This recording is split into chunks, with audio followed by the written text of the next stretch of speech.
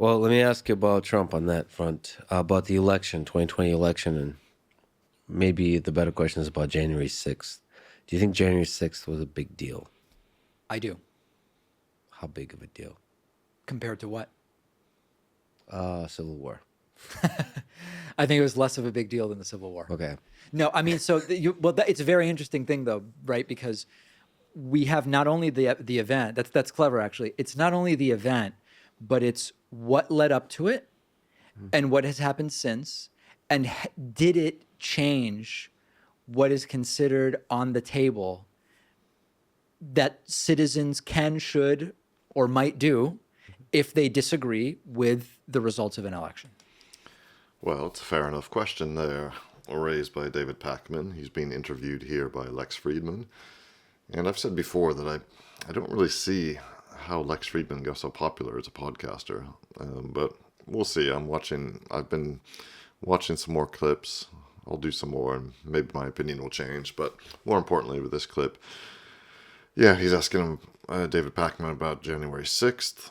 And yeah, well, what is any sort of protest? What is any sort of protest acceptable? Well, it's acceptable if you get your way. It's like, like they say, if you come at the king, you better win, So like the American Revolution, yeah, if you're going to fight the British Empire, well, you better win. Yeah, and in the case of the United States, we won. Yeah, it wasn't easy though. It took many years. And yeah, so let's see what they have to say about January 6th. I wasn't in the States then. I've been living in Europe for many years. But people still, like in my family, Jesus, they literally call it a coup and an insurrection. They have all that. And I'm like, oh, was it? It looked more like a kind of a riot to me. And they act like a lot of people were killed when I believe one person was killed on the day itself. One of the protesters, I think, was shot or something. But they make it out like it was some sort of South American, coup d'etat where the government gets overthrown, and the next thing you hear are radio broadcasts saying, we Generalissimo so-and-so is now in charge, and, all that sort of thing. So I think that there are further reaching consequences than just was the 6-hour period on January 6th a bigger or smaller deal than the Civil War. And there's so much wrapped up into it. Many conspiracy theories flowed from January 6th as well. 60 Minutes recently featured a guy named Ray Epps, who was targeted by some on the right, claiming that he was an instigator or an agent of the FBI or something along those lines. There were people claiming that it was like a no true Scotsman sort of thing. Like, Trump supporters wouldn't riot, so by definition, it must have been Antifa. Police let them in, or police were, all these different things. I think it was a big deal in a lot of ways because it completely made us have to go back to the top to say, okay, what are the parameters of valid discussion and activism in the United States? But what aspect of the January 6th was bad for you? Well, I mean, like, if you're thinking it from a big philosophical, political perspective, so presumably the number of people hurt and the number of people who died is not the only metric to consider here. Absolutely. I think the sum total of what it means about how the United States operates is what's most concerning, and I'll kind of just like flesh it out a little bit. So, summer of 2020, Trump's already saying they're going to cheat. Now, the polling is close, but it shows that Biden's in a good position. People aren't happy with Trump.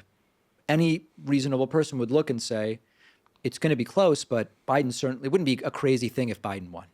Trump's already saying they're going to cheat with mail-in ballots, or they're going to cheat with early voting, or they're going to cheat with machines, or we should do only in person, or whatever else the case may be. We have the election. We knew in certain states how the vote count was going to go. Some states stop counting at 10 p.m. Some states count all of the mail-in stuff up front. Some don't. Everything was completely predictable. At 2 a.m., Trump comes out and says, I won. Okay, but where are you getting that, sir? As he claims people always refer to him. Where are you getting that? And with that statement, immediately we see that there is a large portion of this country that either is unable or unwilling to say, wait a second, the polling all said this was a real possibility. The counting schedules are all being adhered to. But Trump won? That doesn't make any sense. That doesn't happen. It builds. People are donating millions to Trump for supposed audits, which nobody can define, and lawsuits, which go nowhere. And it builds and builds and builds. And we have a total separation from a factual reality. There's no reason to think by December 1st, right? Give it 3 weeks to look through some of this stuff. By December 1st, there's no reasonable case to be made that Trump actually won. But it doesn't end there. It goes into, maybe we can just like send different electors. Even though Biden won Arizona, let's just like send, I don't remember how many electors it is in Arizona. Let's just like send Republican electors to say, we vote for Trump. But that's not democracy. That's not the way the system works. Let's make sure we're ready. Ready for what exactly? And then it builds to, maybe Mike Pence can just like prevent Biden from being president, or maybe we can just interfere in this other way. And then it gets to, let's break into the Capitol. It's Yeah, is that really the sequence of events? Frankly, I didn't follow it much at the time. I'm sure many of you listening, know much more about it in detail than I do. I've been living in Europe for many years. I was born and raised in the States, as you know, if you've been watching this channel. But I've been living in Europe for over 30 years. So I follow American politics, like everybody else in the world, but I don't follow it in depth. And yeah, I mean, there is a lot to be concerned about. From what I can see, there's a lot to be concerned about in how American elections are run. And just the logistics of the voting itself and the counting of the votes, to me, it seems insane, the system. First of all, it seems different. It's different in every state. Well, that's just the way things are in the States because of the nature of the country. But it just seems so incredibly insecure in many ways. And I can understand why there would be a lot of suspicion around it. Plus this idea of all the mail-in votes and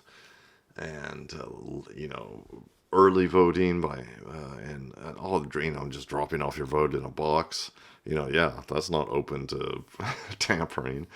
And there have been actual cases now in this last election of people say, oh well, I voted. I'm a student. I'm a foreign student at a university. I'm not an American citizen, but I voted. It's like, what? That shouldn't even be possible. In a serious country, that should not even be possible.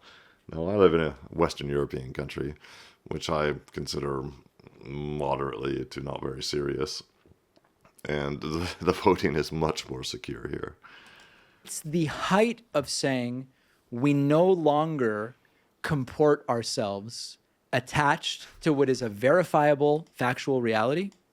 And when we no longer do that, we're also willing to commit crimes, property crimes, violent crimes, to different degrees, in order to try to have something other than democracy. It wouldn't be democracy if any of those things had happened. Yeah, I think it's not the height of it.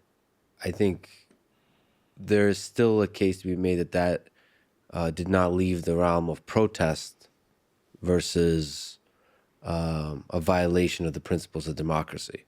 So to me, the height of what could happen on January 6th is if Donald Trump was much better executive, he could take control of the military. If it had succeeded. No, not even succeeded. The attempt would have been more.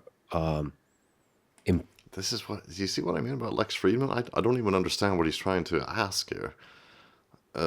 Yeah, because Donald Trump didn't attempt to do a coup, like a typical strongman type coup or military coup in, some banana republic, where the general rolls up with his army and says, okay, he kicks out the current guy in charge, the so-called elected guy in charge, and says, okay, we're in charge now, military junta, and we'll have elections at some point in the future. Trump didn't do anything like that. And the protesters, or rioters, if you prefer, okay, maybe broke in, but also were let in to the Capitol building. But they didn't riot inside. They were very respectful. And despite the fact that the legislators in there were cowering like pussies, you know, serious people would have gone out and met the rioters and say, hey, what's the problem, guys? You know, but they weren't doing anything. They weren't armed. They weren't running around shooting up the place. They weren't trying to take over. There was nothing like that. They were rioting to a far less and causing far less damage than any of the BLM riots and Antifa violence and all that during the Summer of Love following the death of George Floyd due to lots of hardcore drugs in the system. So, yeah, well, what is Lex even getting at? Empowered. I understand. So, like, the way, not to bring up Hitler every other word, which is something your subreddit also told me not to do. Okay. He's kind of an important figure. It's interesting to study that moment in history because it reveals so much about human nature and that all of us are capable of good and evil. But thank you, dear subredditor or redditor, for your contribution to the conversation. I will keep bringing up Hitler and the Third Reich, and I'll keep bringing up Stalin. There's so much to learn from that. Anyway, an effective practiced authoritarian could roll the tanks out into the city streets to establish order, and in so doing, pause the process of democracy, as opposed to a few protesters breaking in to a questionably protected building. I agree that what you're saying would be worse. I don't want to use it to minimize what the protesters were intent on doing. They failed, fortunately. Oh, but to you, the intention was there. The intention was Trump should remain president. What, you're reading their mind? Yeah, the intent. Yeah, of course, their intention was Trump should remain president. What else was their intention? If they had another, they didn't show any other intention apart from rioting and causing a bit of damage. They didn't go after. They didn't threaten any politicians. They didn't string up. This, for example, when I talked to my parents not long after January 6th, I was over here and they got on Skype. They said, "Oh, you can't believe it, Trump, this maniac. You know, he tried a coup." And I said, "A coup, really? Were they stringing up congressmen in the streets? Were tanks rolling into Washington, D.C. with, and Trump on top and storm out? Did he take over a radio station and announced that he was in charge despite the election results? No, none of those things happened. A bunch of people were pissed off and they made their displeasure known.